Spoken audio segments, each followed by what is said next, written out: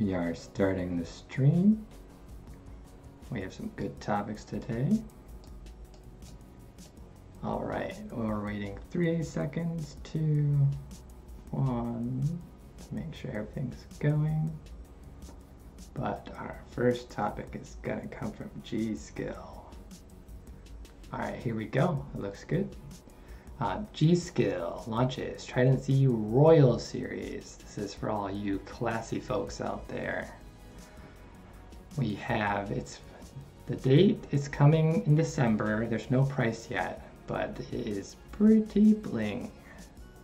We have 8 zones of lighting for the RGB in this small little area, so it rotates pretty well.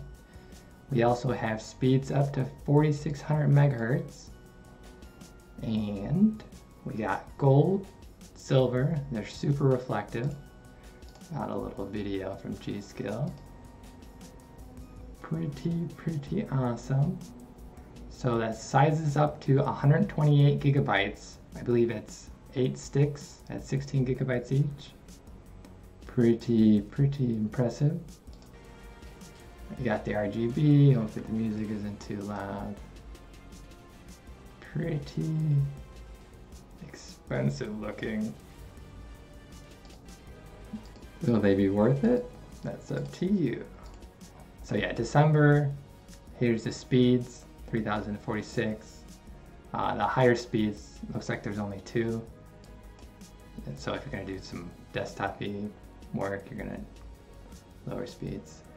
And pretty awesome. Our next topic is going to be similar to yesterday's Facebook Dash app, digital well-being. This is from Android, for Android. This is for the beta testers of the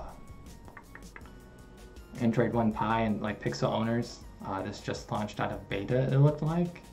So basically it's going to give you breakdowns, other sync, weather, Play Store, Slack. It'll also show Chrome and different apps you use. How long you're using them, how long you're on. This is basically screen time is what you're looking at. So if you're using a little bit too much screen time, you can monitor it and cut back if need be over the safe limits, which they don't specify, but it's probably different for everybody. Pretty cool, useful at the very least. And just short for the tech news today, we're gonna swap over to game news. Kabam! We have No Man's Sky's vision update. This looks like it's coming out tomorrow. I had it the specific exact time, but I lost it. What we have in the update is a short little video, a lot of different features, whether you like or dislike the game. We have new planetary biomes. In the video it said 5x, so we're gonna have a lot of different adventures. New creature, new fauna. Spice things up there. A lot of different lush, there's some examples. Water variations, rainbows even. We've been waiting for that. Exotic trophies to collect. All you archaeologists out there have a lot more to do. You can actually collect and like piece them together and complete different things. Looks like 2 to 3 per collection, maybe more. Maybe some more complex ones out there. Also salvaging scraps, like new, I believe they said new crash sites and stuff. You'll be able to salvage stuff and get some more parts out of there to use. But also new challenging drones. That's something that popped up too. Might make it a little bit harder, but not for you guys. You guys will probably be good. Also storm crystals in the more hazardous areas. Something else for challenging areas. And there's a bunch more, but the last big one is the shared community mission progress. So it looked like it was globally, so a lot of people will be able to contribute to different maybe discoveries or however that system is updating. And then emotes, there was some fireworks stuff. Pretty pretty new update, feature-wise. Pretty good, pretty good. Our next topic will be, this is pretty interesting from my standpoint, because I'm an MMO player, but Justice, China's most popular MMOs, one of China's most popular, is getting ray tracing on and DLSS. I don't know if it's the first MMO with both of these, but it's pretty cool. There is a quick video showing some of the examples in the MMO. Reflections on the water, that's basically ray tracing. All the different lights, reflections, as accurate as you can get. Water, and they're going to do an off and on comparison. Oh, bam. You can check that out to see all of them. There's some pictures too with RTX on and off, I believe. Here they are. And the other big one is DLSS, the deep learning. This will be like an improvement, an FPS boost. So you can actually run games at 4K with more than 30 frames per second in some of the benchmarks. It says up to 40%, which is 90% faster than previous generations. And we have a picture of the DLSS in action. So on the sword, you get a little bit more.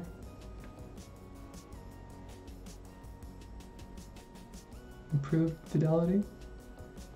I can see it a little bit, but what really matters is the FPS. There's no FPS number in the corner. We'll have to see exactly how well it does, but those two functions come to MMOs. Pretty good. Our next topic is returning of the Fortnite Dynamite. Boom. Pretty good. And also there's a couple more changes actually added. Some under-turret changes, reduced from 2.0 the headshot multiplier to 1.5, I believe that's saying. And then the time to overheat from 10 to 6 seconds. And there was then the next update for version 6.3.1, a little mini update, some collision changes so you can actually land shots better. And then the turret's floor is going to take structure damage instead of damaging the player, so if that's shooting upwards and hitting, or maybe pickaxing, I'm not exactly sure. I'll have to play today. And then those small changes for Fortnite, and then we have some Pokemon Go news for you people who live in the real world outside.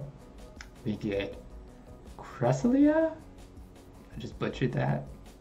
But that is the legendary Psychic type Pokemon coming in November 20th, which is halfway to yesterday to the 18th of December. So go get in there and try to catch him if you can. And our last topic was interesting / pretty cool. The Terror in Deep Sea of Subnautica. This is like I believe it's VR. It might be also PC, but it's way more intense in VR. So they actually developed the game. They write in this just to make it like exploration, but not really to be like a fear kind of game. But they're now changing it to the horror category. Just kidding, they're not doing that. But they talk about the different fears, sea travel. Well, let's butcher some of these names for you guys. Thalassophobia, so megalohydrothalassphobia. That's large underwater fear of things, large things. Submechaphobia, submarines, different stuff, underwater bases maybe.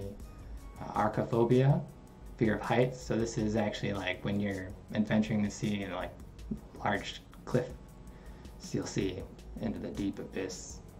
It's pretty scary. I'm probably scared of that. And then a couple more. Fear of darkness kind of goes into the other one. Claustrophobia, tight spaces. But the positive thing we want to take out of this, they're saying, is they actually received quite a few messages from people who would conquer some of these fears. after 5 to 10 hours of playing. So if you have one of these fears, you might want to get this game. You might not want to face your fear, but if you do, go for it. And that was a little bit better today, I think, so thanks for watching. No deals today. I'm gonna get back to that eventually. We'll get you some good deals. I kind of missed Black Friday, but yeah. Thanks for watching, and timestamps will be for the other watchers. I should have mentioned at the beginning. Timestamps in the video description and sources are coming soon, so check those out. Thanks for watching again, and we are going to end the stream. Stop streaming.